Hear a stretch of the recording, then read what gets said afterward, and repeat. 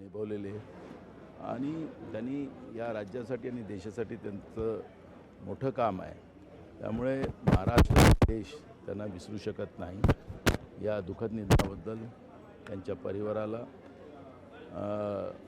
मी हे सगळं दुःख सहन करण्याची क्षमता ईश्वर प्रदान करो आणि त्यांच्या आत्म्याला शांती प्राप्त हो, एवढंच. सर नाशिक में 1270 मराठी होतं ना. काल रवींद्र चव्हाण आणि एकनाथ शिंदे यांच्यात बैठक झालेली आहे आणि कुठेतरी महायुती म्हणून समोर जायचं आहे आणि असं देखील ऐकायला मिळतं की काही ठिकाणी NCPला मात्र बाजूला करायचं आहे, NCP अजित पवार या पक्षाला. मला त्यांच्या तीन तिगाळा काम बिघाडामध्ये काही मला प्रतिक्रिया द्यायचं काय कारण नाही आहे. जे काही अफवा उडवतात आहेत की आता आम्ही एकत्रित लढू वगैरे, हे एकत्रित लढतील की नाही लढतील ते येणारा काळ सांगेल. त्यामुळे त्यावेळेची प्रतिक्रिया आपण देऊ. पण यांच्यात काय भांडणं आहेत, काल आपण विधानसभेत पाहिलं की मुलांसाठी, शाळेत शिकणाऱ्या मुलांसाठी काही योजना मुख्यमंत्र्यांच्या नावाने सुरू झाल्यात आणि काल त्याचा प्रश्न विधानसभेत दुसऱ्या क्रमांकाचा होता. तर BJPच्या आमदारांनी मंत्री दादा घुसे हे मुद्दामून ते योजना मुख्यमंत्र्याच्या नावाने ते करत नाही अशा पद्धतीचा आक्षेप घेतला गेला होता आणि त्याचं आपण सगळ्यांनी पाहिलेलं आहे. आणि मग दादा घुसेंनी सांगितलं की अर्थ मंत्रालय आमच्यासाठी काय काय आम्हाला त्रास देत आहेत, त्याच्यावरचं त्यांनी काल प्रतिक्रिया दिलेली आहे. हे विधानसभेतलं आहे, रेकॉर्डवर आहे.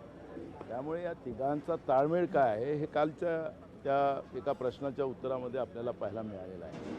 त्यामुळे निवडणुकीच्या काळामध्ये हे एकत्रित येतील की नाही येतील त्याच्यावरचं मला आता काही प्रतिक्रिया द्यायचं कारण नाही आहे.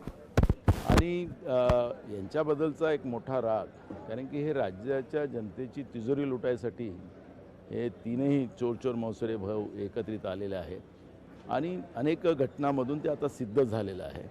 त्यामुळे मला असं वाटतं की जनतेमध्ये या सरकारच्या बद्दलचं मत एकदम खराब आहे आणि लोक आता यांना घरी पाठवायची तयारी करतील. स्थानिक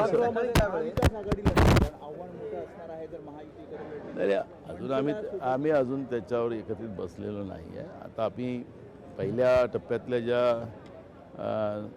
नगरपालिका नगरपंचायतच्या निवडणुका झाल्या, जे स्थानिक कार्यकर्त्यांच्या याच्यावर झाल्या, जेव्हा महानगरपालिकेच्या निवडणुका येतील, जेव्हा जाहीर होतील त्यावेळेस आम्ही बसू आणि त्यावेळेस निर्णय करू.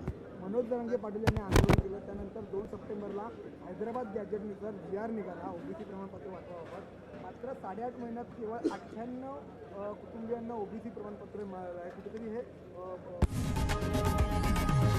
लोकशाही मराठी ऐका, पहा, जागरूक रहा.